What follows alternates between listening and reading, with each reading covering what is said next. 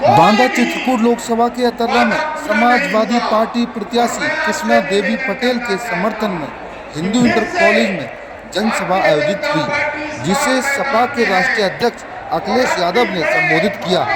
विलित जनसभा में इंडिया गठबंधन के दलों के पदाधिकारी व कार्यकर्ता उपस्थित रहे।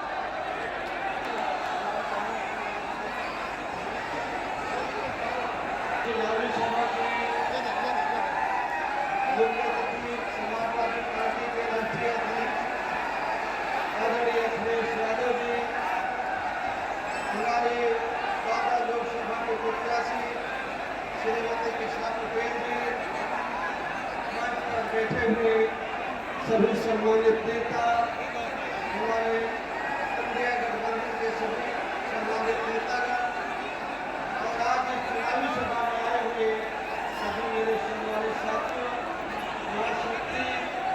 नौजवान दोस्त साथियों, आज मैं आपके बीच में श्रीमती कृष्णा पटेल की समर्थन में आया हूँ अपील करने के लिए कि 20 तारीख को जब आपको वोट डाले जाए तो नियमानुसार साइकिल के सामने वाली बटन को दबा करके श्रीमती कृष्णा पटेल को अपना स्नेह और आशीर्वाद दे करके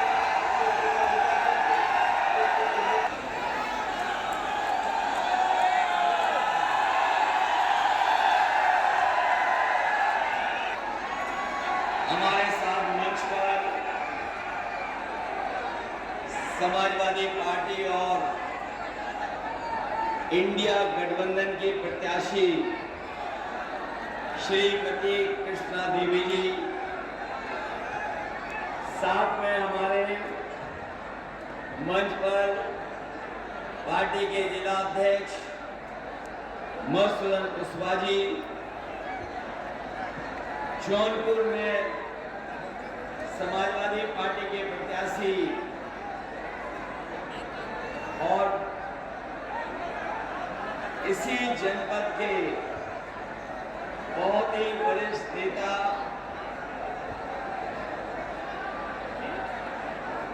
बाबू सिंह कुशवाहा जी, मंच पर उपस्थित पूर्व सांसद राष्ट्रीय महासचिव विशंबर प्रसाद जी, हमारी पार्टी के विधायक विशंबर सिंह यादव जी, पार्टी के विधायक अनिल प्रधान, जिला अध्यक्ष चित्रकूट समाजवादी पार्टी शिवशंकर यादव जी, कांग्रेस पार्टी के जिला अध्यक्ष लालू दुबे जी, हनुमान दास राजपूत जी, पूर्व विधायक वीर सिंह पटेल जी, कार्यकर्ता नेता जो इस चुनावी जनसभा में मुझे दिखाई दे रहे हैं, इस सभा में उपस्थित आदरणीय बुजुर्ग, किसान भाई, माताएं, बहनें, नौजवान साथी और पत्रकार बंधुओं, मैं सबसे पहले इस चुनावी जनसभा में उपस्थित आप सबका मैं बहुत बहुत धन्यवाद और आभार व्यक्त करना चाहता हूं। जहां भीषण गर्मी में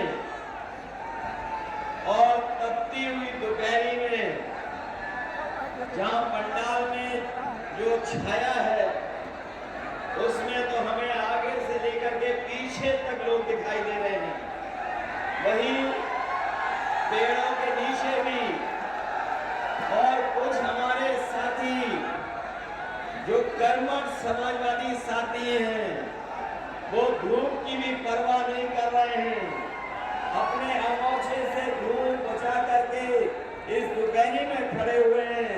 ये बता रहे हैं कि इस बार बांदा, चित्रकूट और पूरे बुंदेलखंड से ऐतिहासिक परिणाम आने जा रहा है। मैं अभी कुछ दिन पहले उड़ई जालौन लोकसभा में वोट मांग करके आया हूं। उसके बाद हम लोगों ने इंडिया गठबंधन की रैली, जिसमें कांग्रेस पार्टी के नेता राहुल गांधी जी भी थे, वो झांसी में कार्यक्रम किया। इस बार खासकर बुंदेलखंड के लोगों ने मन बना लिया है और इस बार को ऐसा संदेश जाने वाला है बुंदेलखंड से कि एक भी सीट बुंदेलखंड की जनता भारतीय जनता पार्टी को जीतने नहीं देगी।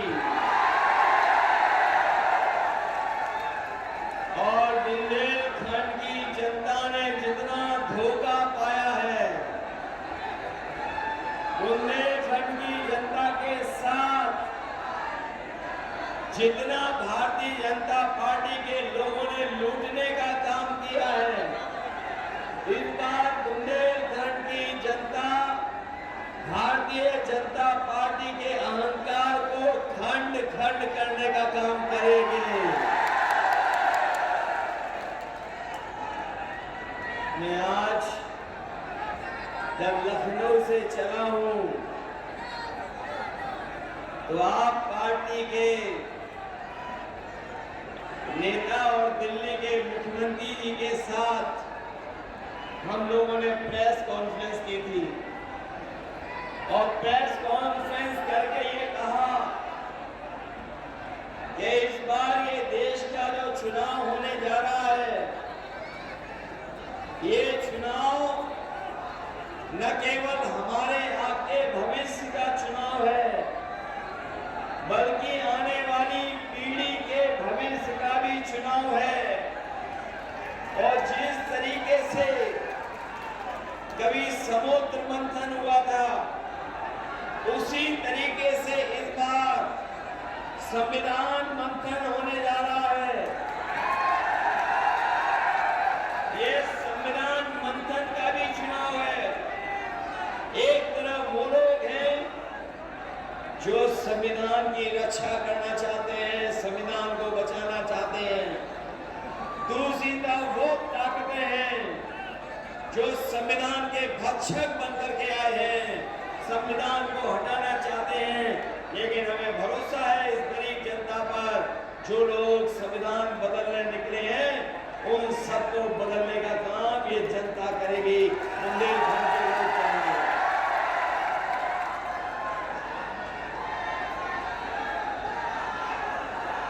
ये 4 चरण का चुनाव हो चुका है, 4 चरणों का चुनाव हो चुका है। अगले चरण में आपको मतदान करना है।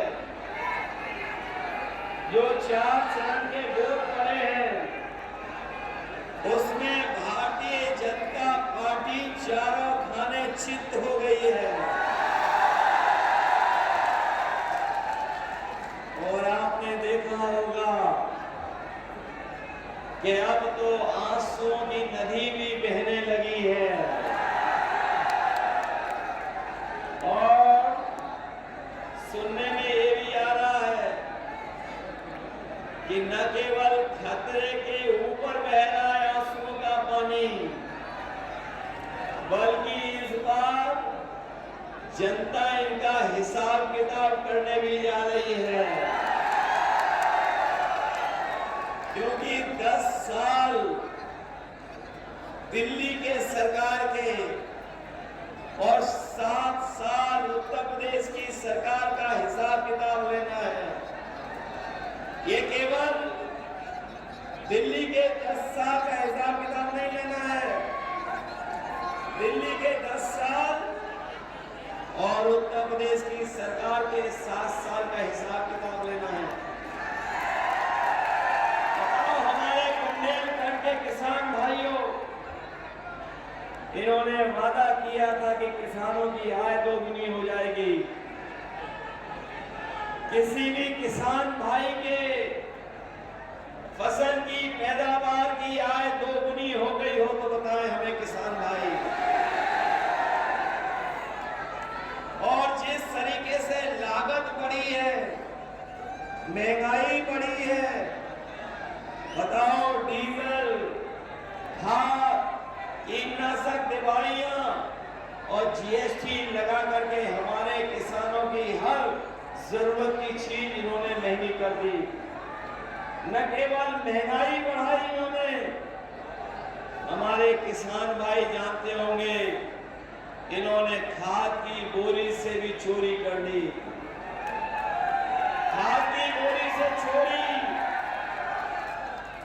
और केवल 5 किलो नहीं, अब तो 10 किलो की चोरी कर दी। बताओ 10 किलो की चोरी हो गई कि नहीं हो गई? ये वही भाजपाई हैं जिन्होंने हमारे किसानों को जबरदस्ती नैनो यूरिया भी खरीदवा दी, और नैनो यूरिया खरीदवा करके इन्होंने कहा था कि किसानों की पैदावार बढ़ जाएगी। डीएपी तभी मिलती थी जब आप नैनो यूरिया खरीदते थे, लेकिन आज न नैनो यूरिया ने फसल की पैदावार बढ़ाई, न किसानों की खेती में सुधार लाए, न उनकी पैदावार बढ़ी। और सुनने में तो आ रहा है कि जिस तरीके से बड़े बड़े उद्योगपति बैंकों का पैसा लेकर के भाग गए थे भारत छोड़ करके, ये नैनो यूरिया बनाने वाले भी भारत छोड़ करके चले गए हैं। ये ऐसी सरकार है जिसने लूटने के लिए, भ्रष्टाचार कराने के लिए बाहर से, विदेश से अधिकारी बनाया था, और जब उन्होंने लूटने का रास्ता दिखा दिया भारतीय जनता पार्टी को, तो वो भारत छोड़ करके भी चले गए। लेफ्ट एंट्री वाले जो आईएएस बनाए थे, जहां इन्होंने किसानों के साथ धोखा किया, वही हमारे नौजवान जानते होंगे नौकरी का रास्ता नहीं बचा, न रोजगार दे पा रही है। और जब कभी भी परीक्षा हुई, जब कोचिंग कर करके फॉर्म भर करके परीक्षा देने गया, तो उन नौजवानों की परीक्षा भी रद्द हो गई, पेपर लीक हो गए। ये हमारे पढ़े लिखे नौजवान जिन्होंने तैयारी की होगी परीक्षा के लिए, वो जानते होंगे एक दो परीक्षा नहीं, 10 से ज्यादा परीक्षाएं इस सरकार में रद्द हो गई। 10 परीक्षाएं रद्द हुई। अभी हाल में पुलिस की भर्ती इन्होंने की थी, 2 दिन परीक्षा कराई, और सरकार ने भरोसा दिलाया था कि ये परीक्षाएं इतनी सुरक्षित है, इतनी सुरक्षा और व्यवस्था बनाई है कि कोई भी पेपर लीक नहीं होगा। लेकिन जब नौजवान 2 दिन परीक्षा दे करके घर लौटे, लाखों लाख लोगों ने फॉर्म भरे थे नौजवानों ने, जब परीक्षा दे करके घर लौटे उन्हें लगा कि अब उन्हें नौकरी मिल जाएगी, उनका भविष्य सुधर जाएगा। लेकिन जब घर लौट करके आए तो पता लगा पुलिस की भर्ती वाला भी पेपर लीक हो गया। याद रखना नौजवानों, ये पेपर लीक नहीं हुए, पेपर लीक कराए हैं सरकार ने। और पेपर लीक इसलिए कराए हैं क्योंकि इन्हें नौजवानों को नौकरी न देनी पड़ जाए। केवल नौकरी का सवाल नहीं, उसके साथ साथ आरक्षण का भी सवाल है। बीजेपी के लोग जानते हैं कि अगर सरकारी नौकरी देनी पड़ेगी तो हमारे पीडीए परिवार के लोगों को आरक्षण भी देना पड़ेगा। इसलिए जानबूझ करके इन्होंने पेपर लीक कराने का काम किया है। और पेपर लीक और परीक्षाएं रद्द होने की वजह से उत्तर प्रदेश के 60 लाख नौजवानों का भविष्य अंधकार में डाल दिया। 60 लाख बच्चे जो नौजवान परीक्षा देने गए थे, उनका पेपर रद्द हो गया। ऐसे 60 लाख बच्चे हैं उत्तर प्रदेश के।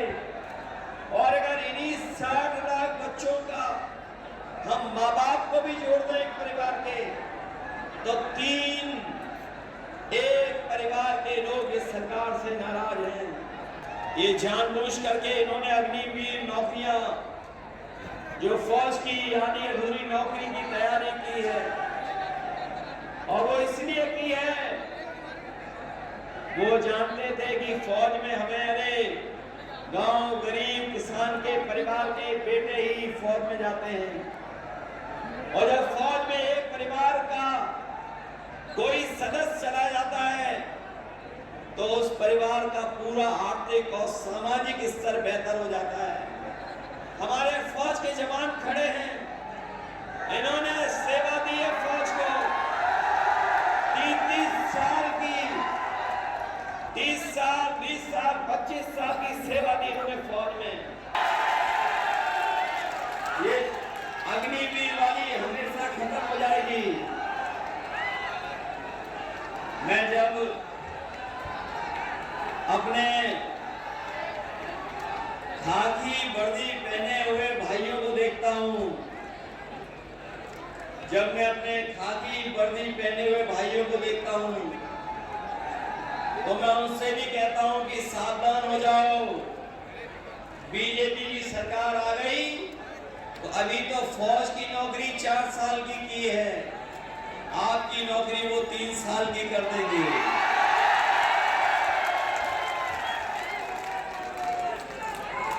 जब ये बात मैं कहता हूं तो हमारे प्रेस के साथी पूछते हैं कैसे संभव है,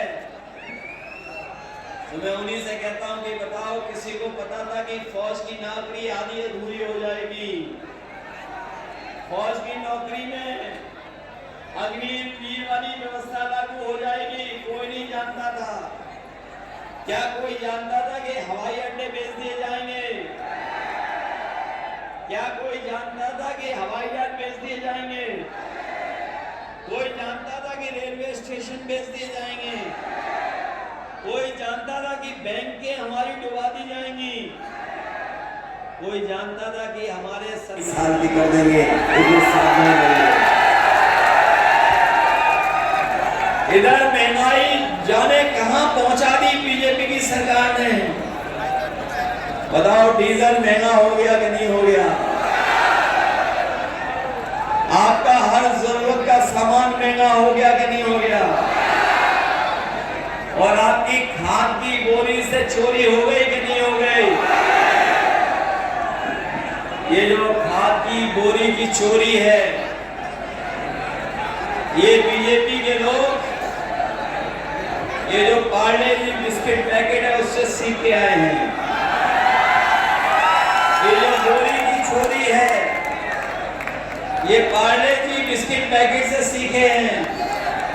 पुराने लोग जानते होंगे कि पहले जो पार्ले जी बिस्किट पैकेट मिलता था वो इतना बड़ा मिलता था, लेकिन जैसे जैसे महंगाई बढ़ी और उन्होंने मुनाफा अपना कम नहीं किया, मुनाफा कमाते रहे। तो बताओ पैकेट छोटा होता चला गया कि नहीं हो गया? आज जहां मैं कह रहा था जब आप बाजार से लोगों ने वैक्सीन में घोटाला किया,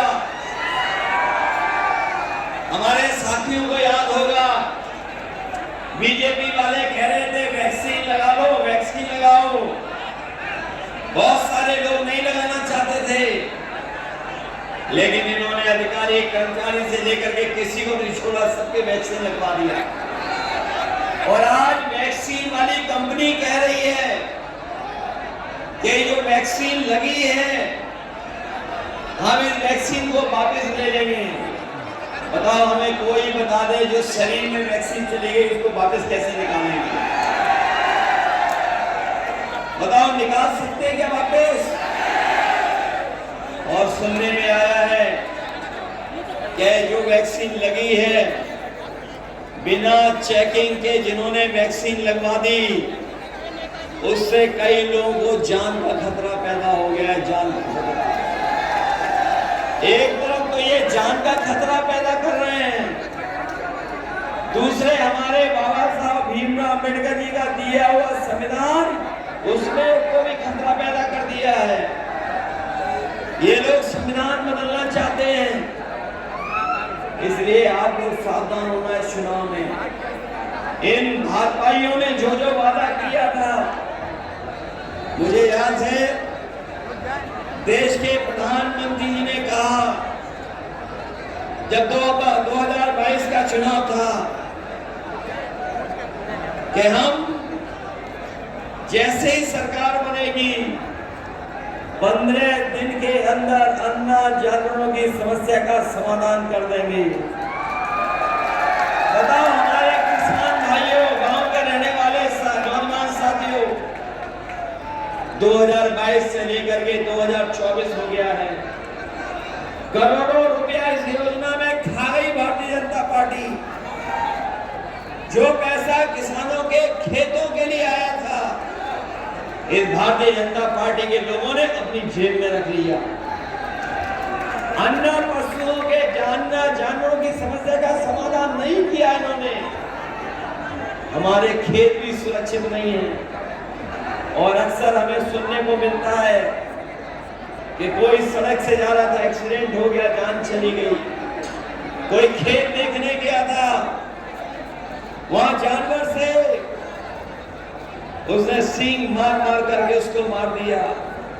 और उत्तर प्रदेश में लगभग कोई दिन नहीं जाता जिस दिन किसी एक की जान न चली जाती हो। हम अपने किसान भाइयों कह के जा रहे हैं, ये अन्ना जानवरों की समस्या का समाधान हम लोग करने का काम करेंगे। न केवल अन्ना जानवरों की समस्या का समाधान होगा, वहीं ये पूरा बुंदेलखंड आजादी के इतने दिनों बाद भी प्यासा है।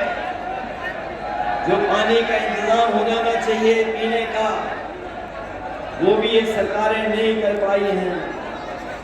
घर घर नल योजना में जितना पैसा आया अगर वो ईमानदारी से लग गया होता तो आज हमारे हर घर पानी पहुंच गया होता, खेत में भी पानी पहुंच जाता। लेकिन बीजेपी वालों ने ऐसा नल का पाइप बनाया है कि हर घर नल नहीं पहुंचा, न पानी पहुंचा, उसका पैसा पूरा का पूरा अपनी जेब में पहुंचा दिया। हम अपने बहुजन समाज के लोगों से कहेंगे और प्रार्थना करेंगे कि ये लड़ाई है बाबा साहब भीमराव अम्बेडकर जी के संविधान बचाने की। आप अपना वोट खराब मत होने देना। एक एक वोट संविधान बचाने के लिए इंडिया गठबंधन की मदद करने का काम करना है। मदद करोगे आप लोग? जब इतनी तपती हुई गर्मी में आए हो आप लोग, हमें पूरा भरोसा है कि ना केवल आपकी बागा चित्रकूट लोकसभा बल्कि हमीरपुर महोबा में अजेंद्र राजपूत जी भी लड़ रहे हैं, उनकी भी मदद करना। मदद करोगे? फिर जब खाली हो जाओ थोड़े बहुत तो जौनपुर में भी समाजवादी पार्टी के प्रत्याशी बाबू सिंह कुशवाहा जी लड़ रहे हैं। और अब पार्टी ने इस बार अपने पीडीए परिवार के वो सबको जोड़ने का काम किया है कि नहीं किया है? ये जो परिवारवाद वाले लोग हैं जो हम पे और आप पे कभी कभी आरोप लगाते हैं, वो आरोप इसलिए लगाते हैं कि पीडीए परिवार अब बड़ा हो गया है और पीडीए परिवार भारतीय जनता पार्टी को हराने जा रहा है। बताओ हमारा परिवार बड़ा हो गया कि नहीं हो गया? करके मदद करने का काम करना है। और मैं आपको याद दिला, गुस्सा भारतीय जनता पार्टी के खिलाफ बढ़ता चला जा रहा है। और देख लेना, यही जनता का गुस्सा 7वें चरण पर भारतीय जनता पार्टी के खिलाफ 7वें आसमान में होगा। बताओ 4 चरण में इनकी भाषा बदल रही कि नहीं बदल रही? अब इन बीजेपी वालों की कोई कहानी सुनना नहीं चाहता है। बताओ इनके डायलॉग सब घिसे पिटे हैं कि नहीं है? और ये पहला दल है, पहली पार्टी है जो अपने नकारात्मक राजनीति के रास्ते में खुद ही उलझ गई है। बताओ अपने नकारात्मक राजनीति करते करते गठबंधन और समाजवादी पार्टी की मदद कर देना, यही निवेदन, यही अपील कर रहा हूँ। मैं भरोसा दिलाता हूँ कि बुंदेलखंड के अपने गरीब और किसानों को अगर अलग से भी सुविधाएं देनी पड़ेंगी, अलग से भी इनकी मदद करनी पड़ेगी, तो हम लोग गरीबों की और किसानों की और खासकर अपने बुंदेलखंड के लोगों की मदद करेंगे, जिससे हमारा किसान नौजवान बराबर खड़ा उठाएंगे। आप सबका बहुत बहुत धन्यवाद इस ऐतिहासिक कार्यक्रम के लिए, इस और सफल बनाया, उनका बहुत बहुत धन्यवाद और बहुत बहुत बधाई आपको।